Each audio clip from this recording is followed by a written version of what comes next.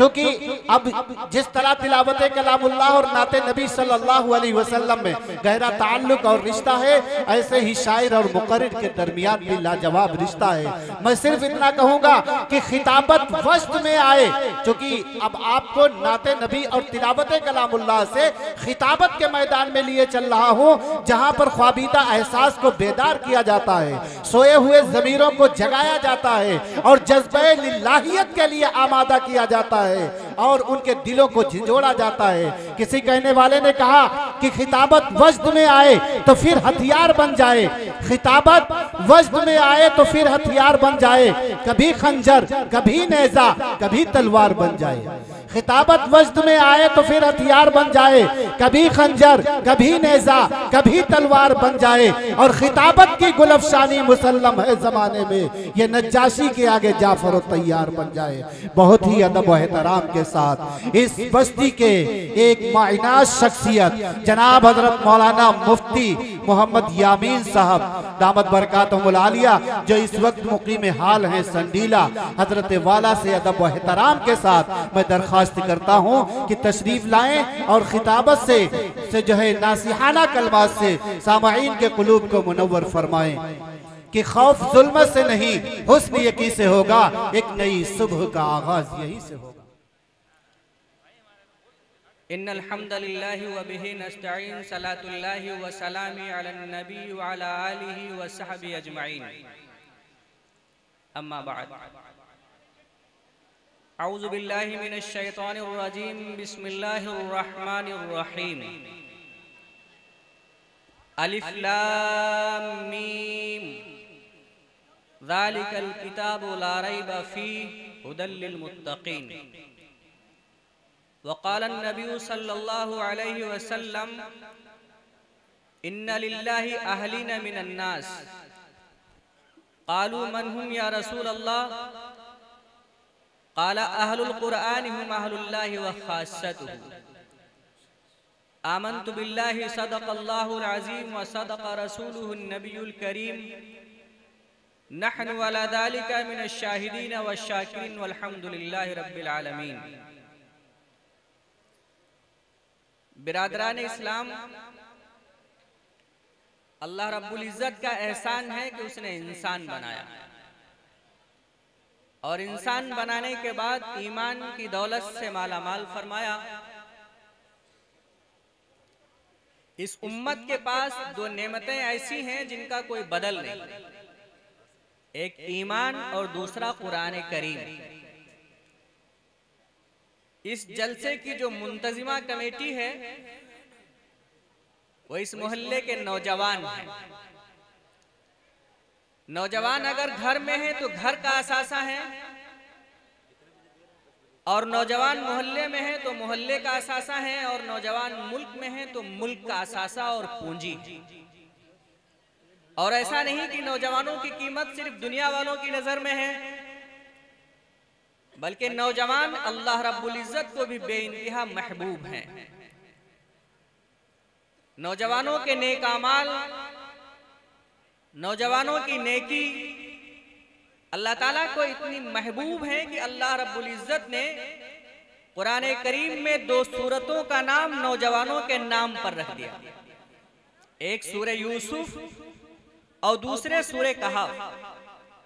सूरह यूसुफ में एक यंग ब्लड नबी सैयदना हजरत यूसुफ अलैहिस्सलातु वस्सलाम का वाकया बयान किया गया, और सूरह कहफ में 7 नौजवानों का वाकया बयान किया गया जिन्होंने मर्ज़ी खुदा के लिए अपना सब कुछ तज दिया था, कुर्बान कर दिया था।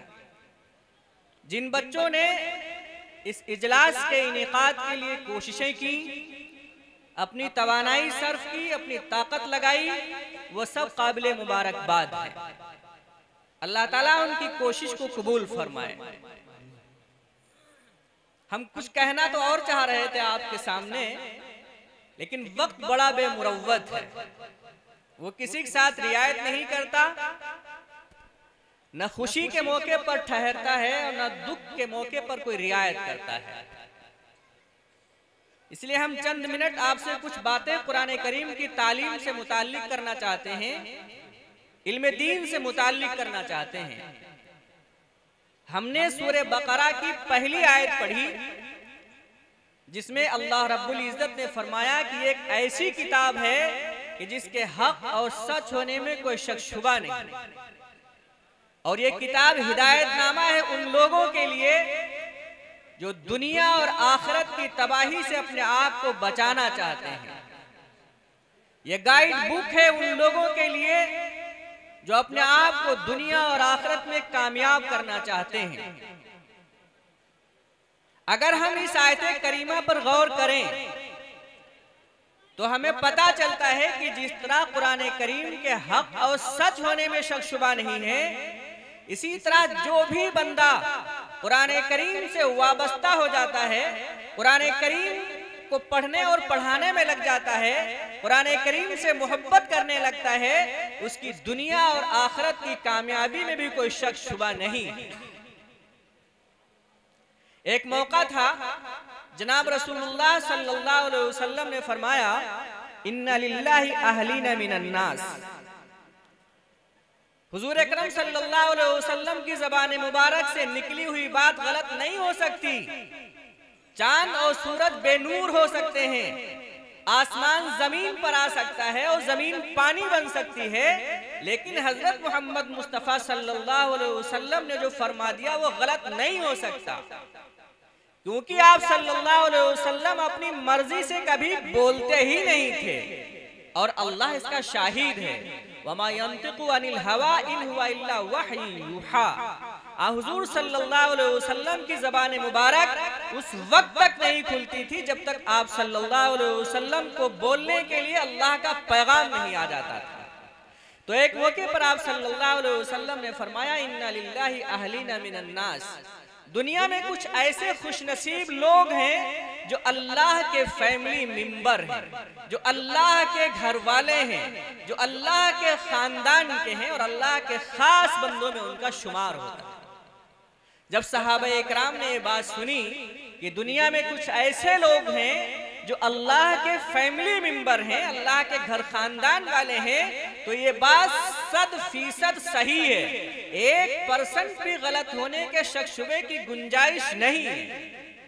तो सहाबा इकराम ने पूछा, मनहुम या रसूल अल्लाह, अल्लाह के रसूल सल्लल्लाहु अलैहि वसल्लम जरा ये बताएं कि वो कौन से खुश नसीब हैं जो अल्लाह के फैमिली मेंबर हैं, अल्लाह के घर वाले हैं और अल्लाह के खानदान वाले हैं। जनाब नबी पाक अलैहिस्सलातु वस्सलाम ने जवाबन इरशाद फरमाया, अहलुल कुरान हुम अहलुल्लाहि व खासतहु।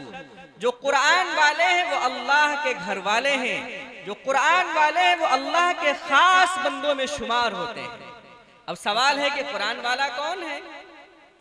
जो कुरान पढ़ रहा उसके कुरान वाला होने में कोई शक शुबा नहीं, जो कुरान पढ़ा रहा उसके कुरान वाला होने में शक शुबा नहीं, जो कुरान करीम का माना और मतलब बता रहा वो कुरान वाला, जो शख्स अपने बच्चों को कुरान शरीफ पढ़ा रहा वो कुरान वाला, जो कुरान शरीफ पढ़ने वालों से मोहब्बत सिर्फ कुरान की बुनियाद पर कर रहा वो कुरान वाला, जो कुरान करीम पढ़ने वालों का ताउन और उनकी मदद कर रहा वो कुरान वाला, और जो कुरान वाला है वो अल्लाह का घर वाला है।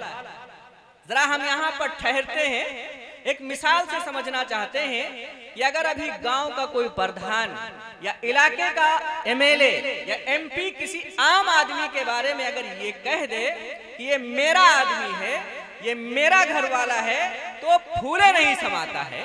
एक सांसद जी ने हमको अपना आदमी कह दिया, एक विधायक जी ने हमको अपना आदमी कह दिया, एक प्रधान जी ने हमको अपना आदमी कह दिया। जिसको एक सांसद ने अपना आदमी कह दिया, समाज के लोग भी उसको इज्जत देने लगते हैं। जरा तसव्वुर कीजिए उस आदमी की अजमत के बारे में, जिस आदमी को जनाब रसूलुल्लाह सल्लल्लाहु अलैहि वसल्लम फरमा रहे हैं कि ये शख्स कुरान वाला है और जो कुरान वाला है वो अल्लाह का घर वाला है। और दुनिया में एक घर वाला इस बात की हर वक्त कोशिश करता है कि मेरे कमाने के टाइम मेरे घर वाले किसी तरह की परेशानी में मुब्तला ना हो, मैं जब तक जिंदा हूं मेरे बच्चों को कोई परेशानी ना हो।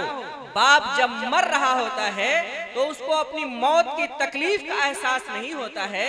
अगर उसकी जबान चल रही होती है तो उसकी जबान पर अल्फाज ये होते हैं कि मेरे मरने के बाद मेरे बच्चे अभी छोटे हैं, उनका क्या होगा, मेरे बच्चे किस तरह से रहेंगे। जरा आप सोचिए कि जो शख्स कुरान करीम पढ़कर अल्लाह का फैमिली मेंबर बन जाएगा, क्या वो कभी परेशान हाल हो सकता है? आप समाज में देखिए, आप अपने आसपास में देखिए कि जो लोग कुरान करीम पढ़ रहे हैं, जो लोग कुरान करीम पढ़ा रहे हैं, चाहे वो इमामत के वास्ते से कुरान करीम की खिदमत कर रहे या मदरसे में मुदर्रिस की हैसियत से कुरान करीम की खिदमत कर रहे या कुरान करीम की तालीम हासिल करने के लिए खिदमत कर रहे, उनकी आमदनी बहुत मामूली होती है, उनकी आमदनी बहुत मुख्तसर होती है। लेकिन समाज में जब रुपया पैसे वालों के दरमियान में उनको देखेंगे तो चूंकि वो अल्लाह के फैमिली मेंबर हैं, जिस तरह एक दुनिया का घर का मालिक ये चाहता है कि मेरे घर वाले अच्छे से रहें, मेरे घर वाले अच्छा खाएं, मेरे घर वाले अच्छा पहने, तो जो शख्स उस खालिके कायनात का फैमिली मेंबर बन जाएगा, क्या वो भूखा रह सकता है या वो नंगा रह सकता है? उसके कपड़े खराब हो सकते हैं। एक मुदर्रिस को, एक इमाम को जितनी तनख्वाह मुआशरे वाले देते हैं, अगर मिडिल क्लास के आदमी की सिर्फ चाय का खर्चा शुमार किया जाए, उसके डीजल और पेट्रोल का खर्चा शुमार किया जाए, तो शायद 15 दिन का खर्चा पूरा नहीं होगा। अगर किसी मौलवी को, किसी हाफिज को, किसी आलिम को अच्छा खाता देख लिया, अच्छा पहनता देख लिया, अच्छी गाड़ी पर देख लिया, तो शैतान दिमागों में बैठा, वो कहते कहीं से माल लाया, मार बार कहीं से नहीं लाया। कुरान करीम पढ़कर वो उस खालिक और मालिक का फैमिली मेंबर बना है, जो सबका दाता है और सबको रिज़्क अता फरमाता है। वो अपने घर वाले को न नंगा रख सकता है, न रुस्वा कर सकता है और न भूखा रख सकता है। कभी आपने नहीं सुना होगा कि मस्जिद के इमाम ने तनख्वाह बढ़ाने के लिए फजर की नमाज नहीं पढ़ाई, मस्जिद के इमाम ने तनख्वाह बढ़ाने के लिए नमाज जनाजा नहीं पढ़ाया, वो कोई भी स्ट्राइक नहीं करते। और अल्लाह रब्बुल इज्जत का इतना इनाम रहता है कि उस मुख्तसर सी आमदनी में इस तरह से जरूरियात पूरी हो जाती हैं कि इंसान को एहसास भी नहीं होता कि कहां से हो रहा। अगर हम चाहते हैं कि हमारी जिंदगी दुनिया में खुशहाल बने, तो हम कुरान करीम से अपने रिश्ते को मजबूत करें, हम अपने बच्चों को कुरान करीम पढ़ाएं। जिसका बच्चा हाफिज कुरान बन जाता है, मैदान महशर में अल्लाह रब्बुल इज्जत उसके सर के ऊपर ऐसा ताज रखेंगे कि उस ताज की रोशनी के सामने सूरज और चांद की रोशनी भी फीकी पड़ जाएगी।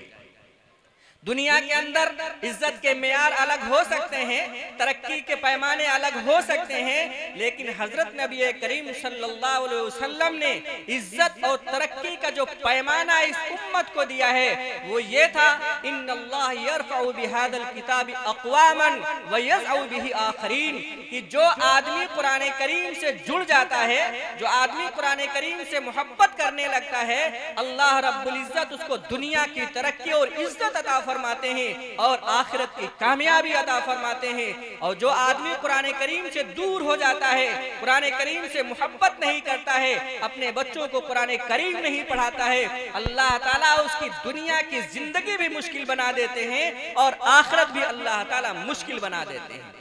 अल्लाह ताला ने एक जगह फरमाया, मन आरज़ा अन ज़िक्री फ़इन्ना लहू मईशतन ज़न्का, जो आदमी मेरे जिक्र से, मेरी याद से मुंह मोड़ता है, हम उसकी जिंदगी को दुश्वार तरीन बना देंगे और मैदान महशर में हम उसको अंधा करके उठाएंगे।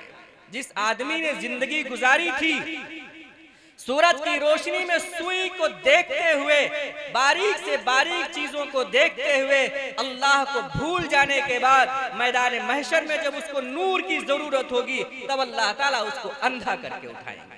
कुरान करीम कहता है, इन्न हादल किताब यहदी लिल्लती हिय अक़वम, अगर इंसान हिदायत चाहता है, अगर इंसान कामयाबी चाहता है, तो लाजिम है उसके ऊपर कि वो अपने बच्चों को कुरान करीम पढ़ाए।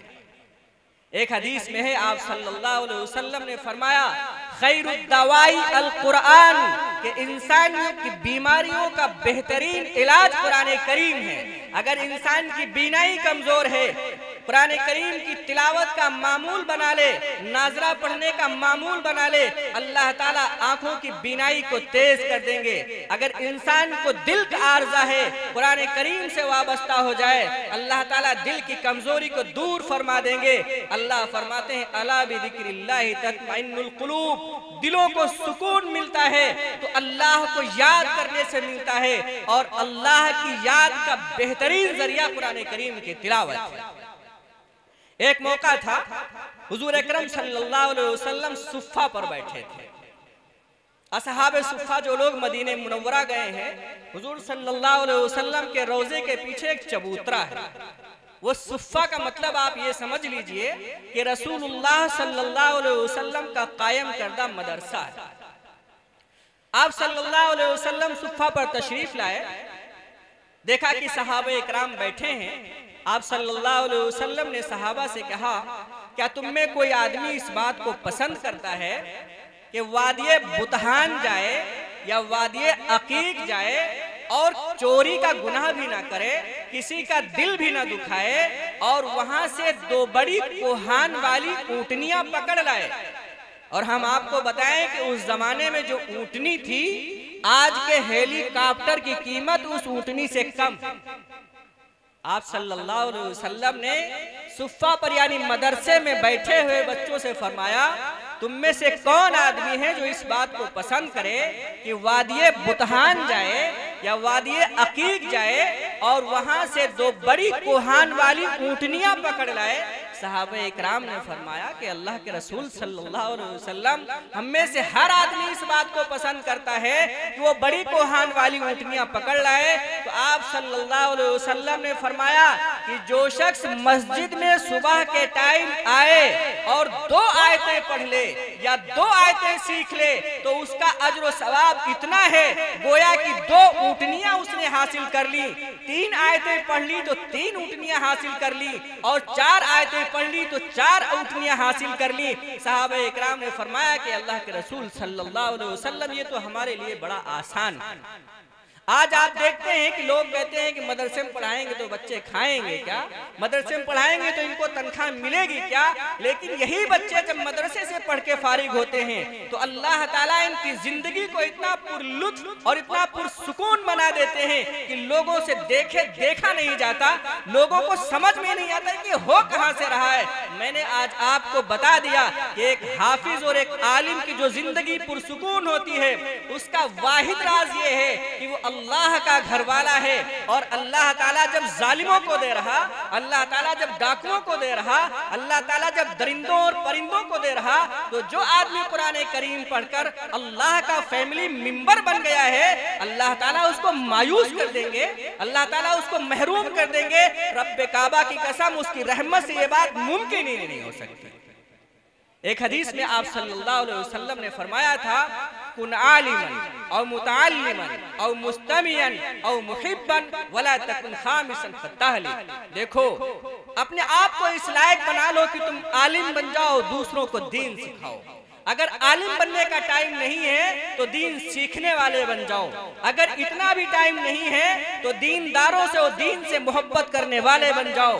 अगर इतना भी टाइम नहीं है तो कम से कम गौर से उनकी बातें तो सुनो और 5वें मत बनो। अगर 5वें तुम बनोगे तो हलाक और बर्बाद हो जाओगे। और वो 5वां कौन होगा? वो 5वां होगा आलिम से, हाफिज से, दीनदारों से, कुरान वालों से नफरत करने वाला। और नफरत करने वाला कभी कामयाब नहीं हो सकता। एक हाफिज को अल्लाह ताला मैदान महशर में अपने दोस्तों में से, अपने खानदान में से ऐसे 10 लोगों को जन्नत में ले जाने का हक अता फरमाएंगे जिनकी बदअमली की वजह से उनके ऊपर जहन्नम वाजिब हो चुकी होगी। जरा तसव्वुर कीजिए, हम में से कितने लोग हैं जो किसी हाफिज या आलिम से सिर्फ इस बुनियाद पर मोहब्बत करते हैं कि कल जब मैदान महशर की अदालत कायम होगी और हर शख्स की नफ्सी नफ्सी का आलम होगा, पता नहीं किसके साथ क्या मामलात बनेंगे और कोई भी अपने आमाल की बुनियाद पर जन्नत में नहीं जा सकेगा।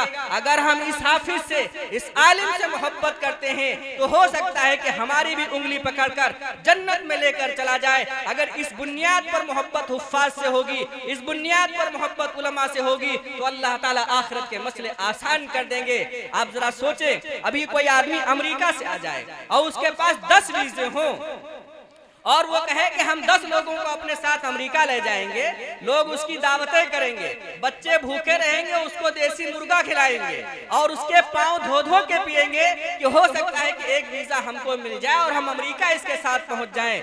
लेकिन अगर मोहब्बत नहीं है तो हाफिज से नहीं है। हाफिज जी ने कपड़े बढ़िया पहन ले तो कहीं माल लाए, हाफिज जी गाड़ी चलने लगे तो कहीं माल लाए। आप याद रखिए, अल्लाह ताला ने हुफ्फाज को और उलमा को कसीरुल औलाद बनाया है और उनकी जिंदगियों में भी बरकत दी है, उनके रिस्क में भी बरकत दी है। आप किसी मास्टर साहब से पूछिए, किसी बड़े आमदनी वाले आदमी से पूछिए कि कितनी आमदनी, तो कहेंगे 1 लाख। बच्चे कितने?